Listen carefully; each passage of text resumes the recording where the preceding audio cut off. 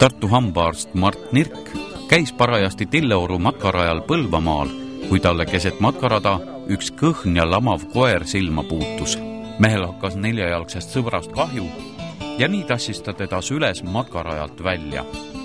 Matkarada on 4,5 kilomeetri pikkune ja Mart avastas koera poolel teel. Mees võttis ühendust loomakaitsjatega ja nii rändas nõrkenud koer Võrusse loomakaitse Merike tormi juurde. Nähes koera, ta ei suutnud seda koera nii apituse olukorda sinna jätta ja otsustas ta kaasa võtta ja tema olukorda parandada.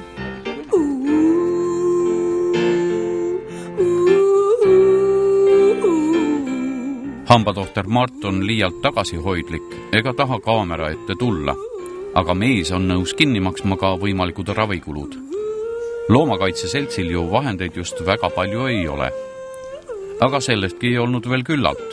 Mart leidis koerale Võrumaal ka uue perekonna. Meesterahvas on tihti andnud märku, et tema maksab koera ravikulud ja otsib talle uue kodu, kui vana omaniku välja ilmu.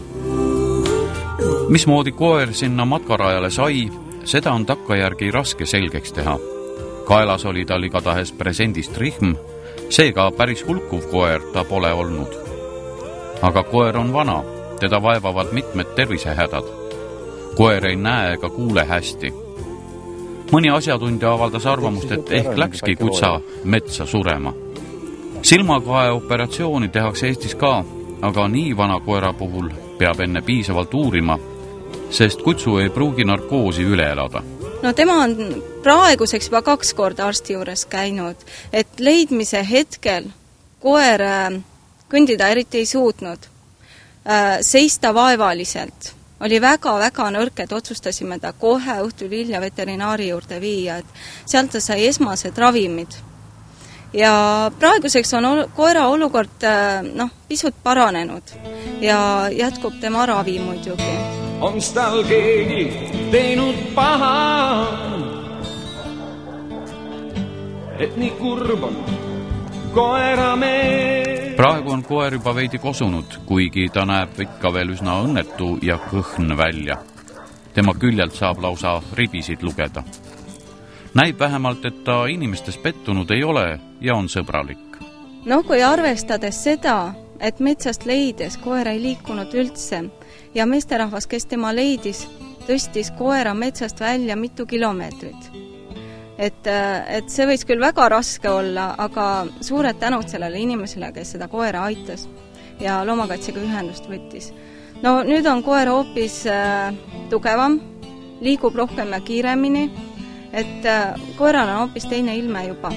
Või on jätnud teda maha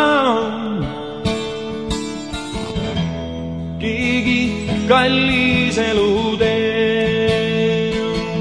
Mõne aja pärast kolibki koer oma uue pere juurde. Enne siiski käiakse loomatahtrimann, et kõik vajalikud kaitsesüstid tehtud saaks. Merike kõneleb sedagi, et õnnetu koer oli metsast tuues üsna puuke täis.